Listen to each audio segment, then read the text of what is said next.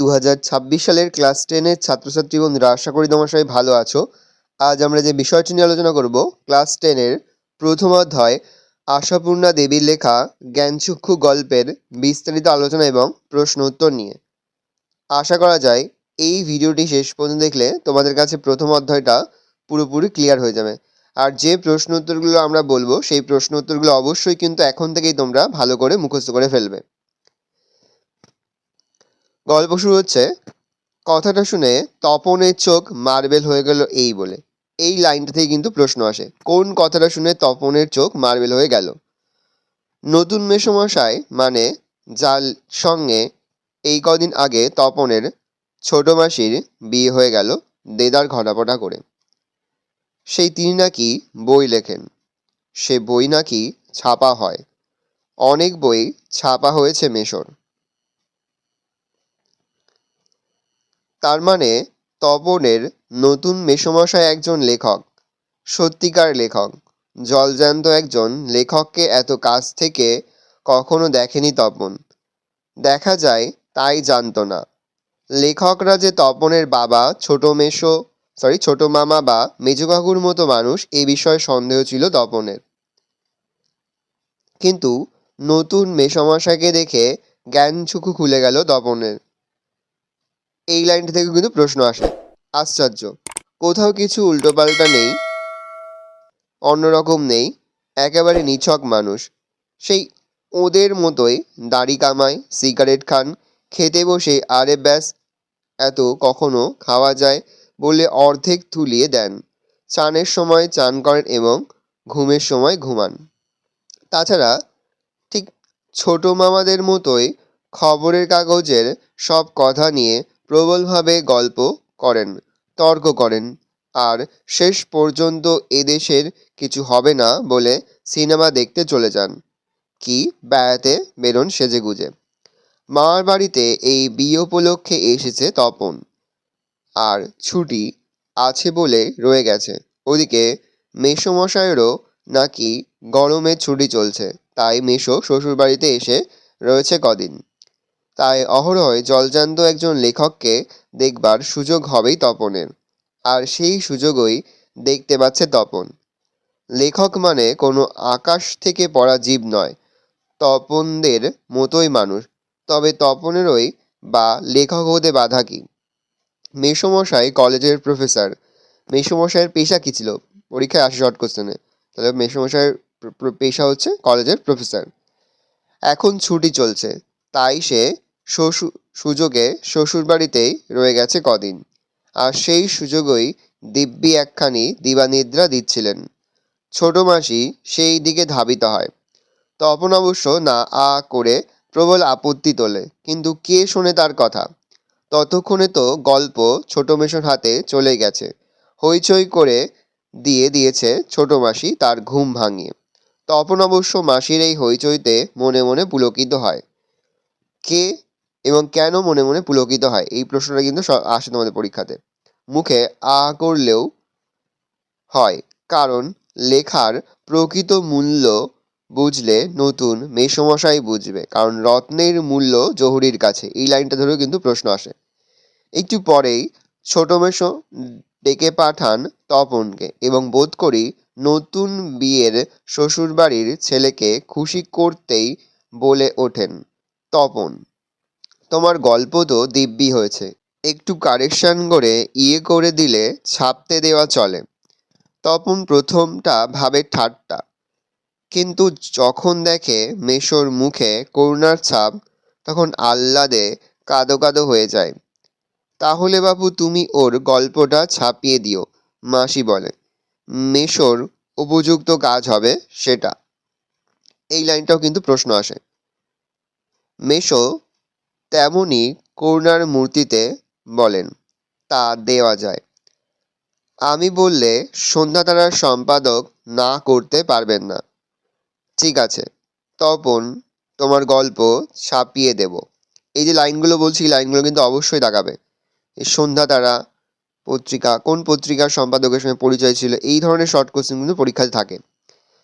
বিকেলে চায়ের টেবিলে ওঠে কথাটা, আর সবাই তপনের গল্প শুনে হাসে, কিন্তু মেশো বলে, না না না, আমি বলছি তপনের হাত আছে, চোখও আছে। নচেৎ এই বয়সের ছেলেমেয়েরা গল্প লিখতে গেলেই তো হয় রাজারানীর গল্প লেখে, নয়তো খুন জখম অ্যাক্সিডেন্ট, অথবা না খেতে পেয়ে মরে যাওয়া, এই সব মাল মশলা নিয়ে বসে। তপন যে সেই দিকে যায়নি, শুধু ওর ভর্তি হওয়ার দিনের অভিজ্ঞতা আর অনুভূতি বিষয় নিয়ে লিখেছে, এটা খুব ভালো, ওর হবে। তপন বিহ্বল দৃষ্টিতে তাকায়। তারপর ছুটি ফুরোলে মেশো গল্পটি নিয়ে চলে গেলেন। তপন কৃতার্থ হয়ে বসে বসে দিন গোনে। এই লাইনটাও কিন্তু প্রশ্ন থাকে, দাগ দেবে। এই কথাটাই ভাবছে তপন রাত দিন। ছেলেবেলা থেকেই তো রাশি রাশি গল্প শুনেছে তপন, আর এখন বস্তা বস্তা পড়ছে। কাজেই গল্প জিনিসটা যে কি সেটা জানতে তো বাকি নেই। শুধু এটাই জানা ছিল না সেটা এমনই সহজ মানুষই লিখতে পারে। নতুন মেসোমশাইকে দেখে জানল সেটা। তবে আর পায় কে তপনকে? দুপুরবেলা সবাই যখন নিথর নিথর, তখন তপন আসতে একটি খাতা, হোম ট্যাক্সের খাতা আর কি, বিয়ে বাড়িতেও যেটি মা না আনিয়ে ছাড়েননি, আর কলমটি নিয়ে 3 তলার সিঁড়িতে উঠে গেল। আর তোমরা বিশ্বাস করবে কি না জানি না, একাসনে বসে লিখেও ফেলল আস্ত একটা গল্প। লেখার পর যখন পড়ল, গায়ে কাঁটা দিয়ে উঠল তপনের, মাথার চুল খাড়া হয়ে উঠল। এ কি ব্যাপার? এ যে সত্যিই হুবহু গল্পের মতোই লাগছে। তার মানে সত্যিই একটা গল্প লিখে ফেলেছে তপন। তার মানে তপনকে এখন লেখক বলা চলে। হঠাৎ ভয়ানক একটা উত্তেজনা অনুভব করে তপন, আর দুধদাড়িতে নিচে নেমে এসে ছোট মাসিকেই বলে, বা ছোট মাসিকেই বলে বসে, ছোট মাসি, একটা গল্প লিখেছি। ছোট মাসি ওর চিরকালের বন্ধু। বয়সে বছর 8 বড় হলেও সমবয়সী। কাজেই মামার বাড়ি এলে সব কিছুই ছোট মাসির কাছে। তাই এই ভয়ানক আনন্দের খবরটা ছোট মাসিকে সর্বাঙ্গে দিয়ে বসে। তবে বিয়ে হয়ে ছোট মাসি যেন একটু মুরব্বি মুরব্বি হয়ে গেছে। তাই গল্পটা সবটা না পড়েই একটু চোখ বুলিয়ে বেশ পেট চাপড়ানো সুরে বলে, ও মা, এ তো বেশ লিখেছিস রে। কোনোখান থেকে টুকলি ফুকলি করিসনি তো? আহ ছোট মাসি, ভালো হবে না বলছি। আরে বাবা, খেপছিস কেন? জিজ্ঞেস করছি বই তো নয়। রোস তোর মেসোমশাইকে দেখায়। কিন্তু গেলেন তো গেলেন ওই যে, কোথায় গল্পের সেই আঁটোসাঁটো ছাপার অক্ষরে গাঁথা চেহারাটি, যার জন্যে হাঁ করে আছে তপন। মার বাড়ি থেকে বাড়িতে চলে এসেও এদিকে বাড়িতে তপনের নাম হয়ে গেছে কবি, সাহিত্যিক, কথা শিল্পী। আর উঠতে বসতে ঠাট্টা করছে, তোর হবে। হ্যাঁ বাবা, তোর হবে। তবু এই ঠাট্টা তামাশার মধ্যেই তপন আরও 2-3টে গল্প লিখে ফেলেছে। ছুটি ফুরিয়ে এসেছে, হোম টাস্ক হয়ে ওঠেনি, তবু লিখছে, লুকিয়ে লিখছে, যেন নেশাই পেয়েছে। এই লাইনটাও কিন্তু প্রশ্ন আসে। তারপর ছুটি ফুরোলো, রীতিমতো পড়া শুরু হয়েছে। প্রথম গল্পটি সম্পর্কে একেবারে আশা ছাড়া হয়ে গেছে। বিষণ্ণ মন নিয়ে বসে আছে, এমন সময় ঘটল সেই ঘটনা। ছোট মাসি আর মেসো একদিন বেড়াতে এলো, হাতে এক সংখ্যা সন্ধ্যা তারা। কেন? হেতু সন্ধ্যা তারা নিয়ে কেন? বুকের রক্ত ছলকে ওঠে তপনের। এই লাইনটা কিন্তু ভেরি ভেরি ইম্পর্টেন্ট। এই লাইনটা কিন্তু প্রশ্ন আসে, কার বুকের রক্ত ছলকে ওঠে এবং কেন? তবে কি সত্যিই তাই? সত্যিই তপনের জীবনের সবচেয়ে সুখের দিনটি এলো আজ? কিন্তু তাই কি সম্ভব? সত্যিকার ছাপার অক্ষরে তপন কুমার রায়ের লেখা গল্প হাজার হাজার ছেলের হাতে হাতে ঘুরবে। পৃথিবীতে এমন অলৌকিক ঘটনা ঘটে, এই লাইনটা ধরেও কিন্তু প্রশ্ন আসে। তা ঘটেছে, সত্যিই ঘটেছে। সূচিপত্রেও নাম রয়েছে। প্রথম দিন শ্রী তপন কুমার রায়। সূচিপত্রে কি নাম ছিল? এটা কিন্তু পরীক্ষাতে আসে। সারা বাড়িতে শোলগোল পড়ে যায়। তপনের লেখা গল্প পত্রিকায় ছাপা হয়েছে। ওর লেখক মেশো ছাপিয়ে দিয়েছে। পত্রিকাটি সকলের হাতে হাতে ঘোরে। সকলেই একবার করে চোখ বোলায় আর বলে, বারে, চমৎকার লিখেছিস তো। মেশো অবশ্য মৃদু মৃদু হাসেন, বলেন, একটু আধটু কারেকশন করতে হয়েছে অবশ্য। নাচেত কাঁচা হাত তো। মাসি বললে, তা হোক, নতুন নতুন অমন হয়। ক্রমশ কথাটাও ছড়িয়ে পড়ে ওই কারেকশনের কথা। বা বলেন, তাই না হলে ফট করে একটা লিখলো আর ছাপা হলো। মেজো কাকু বলেন, তা ওরকম একটি লেখক মেশো থাকা মন্দ নয়। আমাদের থাকলে আমরাও চেষ্টা করে দেখতাম। ছোট মাসি আত্মপ্রাসের প্রসন্নতা নিয়ে বসে বসে ডিম ভাজা আর চা খায়। মেশো শুধু কফি। আজ আর অন্য কথা নেই, শুধু তপনের গল্পের কথা আর তপনের নতুন মেশোর মহত্বের কথা। উনি নিজে গিয়ে না দিলে কি আর সন্ধ্যারা সম্পাদক তপনের গল্প করে আঙুল দিয়ে ছুতো? তপন যেন কোথায় হারিয়ে যায় এই সব কথার মধ্যে। গল্প ছাপা হলে যে ভয়ঙ্কর আহ্লাদটা হবার কথা, সেই আহ্লাদ খুঁজে পায় না। এই লাইনটাও কিন্তু লাগাবে, এই লাইনটা থেকেও কিন্তু প্রশ্ন আসে। অনেকক্ষণ পর মা বলেন, কই তুই নিজের মুখে একবার পড় তো তপন শুনি। বাবা, তোর পেটে পেটে এত। এতক্ষণে বইটা নিজের হাতে পাই তপন। মা বলেন, কই পড়, লজ্জা কি, পড় সবাই শুনি। তপন লজ্জা ভেঙে পড়তে যায়। কেশে গলা পরিষ্কার করে, কিন্তু এ কি, এসব কি পড়ছে তপন? এ কার লেখা?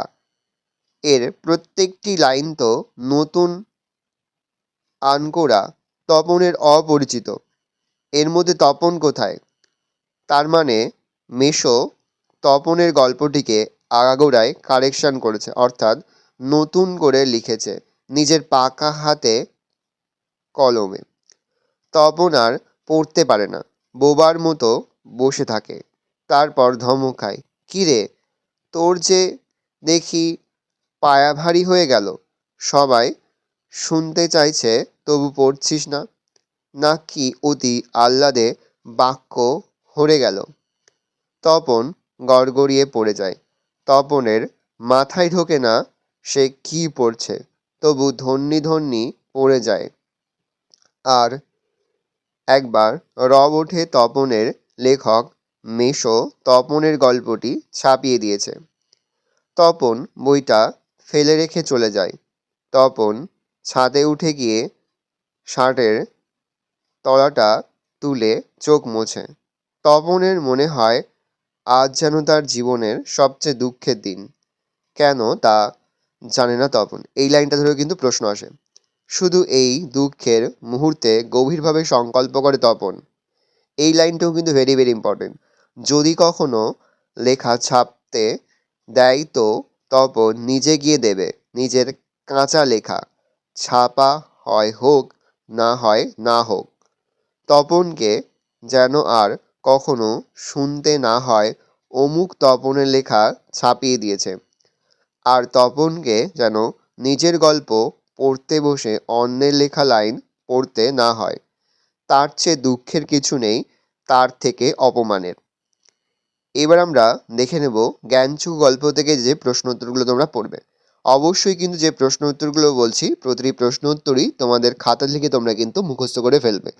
আর বড় প্রশ্নের উত্তরগুলো কিন্তু আমার যে ফেসবুক পেজ রয়েছে এডুকেশন ফ্যামিলি, সেখানে কিন্তু আমরা পিডিএফ আপলোড করে দেবো। সেখান থেকে তোমরা কিন্তু পিডিএফ ফাইলটা সংগ্রহ করে তোমরা সেখান থেকে লিখে নিতে পারো। এবার দেখে নাও আশাপূর্ণা দেবী লেখা জ্ঞানচক্ষু গল্প থেকে যে যে প্রশ্নগুলো তোমরা পড়বে। জ্ঞানচক্ষু গল্পের উৎস বা মূল গ্রন্থ হচ্ছে কুমকুম গল্প গ্রন্থ। প্রথম প্রশ্ন তোমাদের খাতায় নোট ডাউন করবে, পত্রিকায় প্রকাশ পাওয়া তপনের গল্পটির নাম কি? প্রথম দিন। তপনের মেসোমশাই কোন পত্রিকার সম্পাদককে চিনতেন? সন্ধ্যা তারারা মাধ্যমিক 2018 সালে এসেছিল। ছোট মাসি তপনের থেকে কত বছরের বড়? বছর। আজ থেকে এটা মাধ্যমিক 2020 সালে এসেছিল। তপনের মেসোমশাই কোন পত্রিকায় তপনের লেখা ছাপানোর কথা বলেছিলেন? সন্ধ্যা এটা মাধ্যমিক 2019 সালে এসেছিল। তবু লিখছে, লুকিয়ে লিখছে, এভাবে লেখার কারণ কি? এটা মাধ্যমিক 2025 সালে এসেছিল, যেন নেশায় পেয়েছে। তপনের গল্প পড়ে ছোট মাসি কি বলেছিল? এটা মাধ্যমিক 2017 সালে এসেছে। তপনের গল্প পড়ে ছোট মাসি প্রশংসা করেছিল এবং একই সঙ্গে সন্দেহবশত জিজ্ঞাসা করেছিল যে সেই গল্পখানা কারো নকল করে লেখেনি তো। সূচিপত্রেও নাম রয়েছে। সূচিপত্রে কি নাম লেখা ছিল? মাধ্যমিক 2019 সালে এসেছে। সন্ধ্যাতারা পত্রিকা সূচিপত্রে তপনের নাম লেখা ছিল, যেখানে লেখা ছিল প্রথম দিন গল্প শ্রী তপন কুমার রায়। তপনের হাত আছে কথাটির অর্থ কি? ভাষার দখল। তপনের নতুন মেসোমশাই এর পেশা কি? কলেজের প্রফেসর এবং লেখক। তপনের মেসোমশাইয়ের সঙ্গে কোন পত্রিকার সম্পাদকের পরিচয় আছে? সন্ধ্যাতারা। তপনের লেখা গল্পটির কথা কখন ওঠে? বিকালে চায়ের টেবিলে। বুকের রক্ত ছলকে ওঠে তপনের। তপনের বুকের রক্ত ছলকে ওঠে কেন? মেসোর হাতে সন্ধ্যাতারা পত্রিকা দেখে। মেসোর উপযুক্ত কাজ হবে সেটা। কোনটা মেসোর উপযুক্ত কাজ হবে? তপনের গল্পটা ছাপিয়ে দেওয়াই হবে মেসোর উপযুক্ত কাজ। তপন প্রথম যে গল্পটি লিখেছিলেন তার বিষয় কী ছিল? তপনের গল্পের বিষয় ছিল তার স্কুলের ভর্তি হওয়ার দিনের অভিজ্ঞতা আর অনুভূতি। তার চেয়ে দুঃখের কিছু নেই, তার থেকে অপমানের। যে বিষয়ের কথা বলা হয়েছে তা লেখো। নিজের গল্প অন্যের লেখা লাইন পড়ে শোনানো।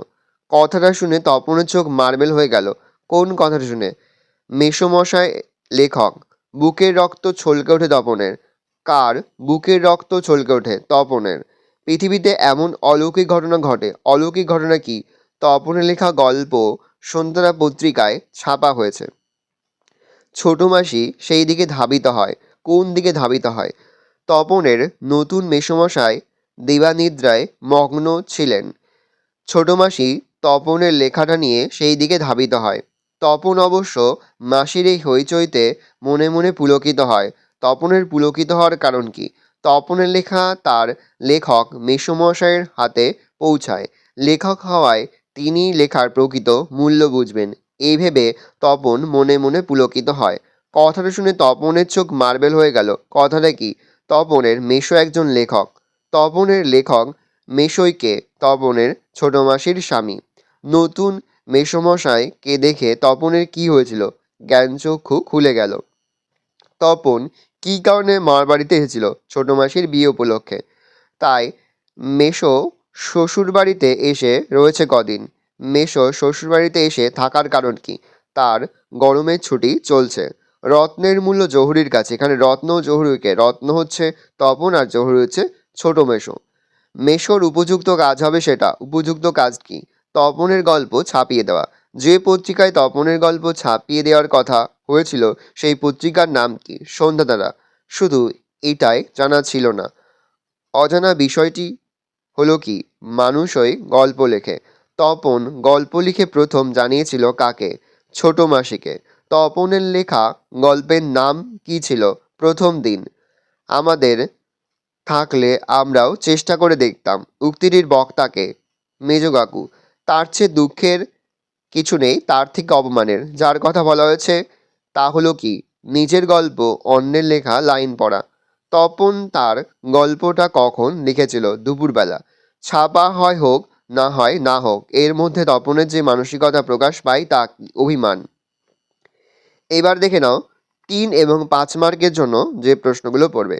এখানে কিন্তু 2017 সাল থেকে 2025 সালে মাধ্যমিকে আসা প্রশ্নপত্রগুলো কিন্তু দেয়া রয়েছে।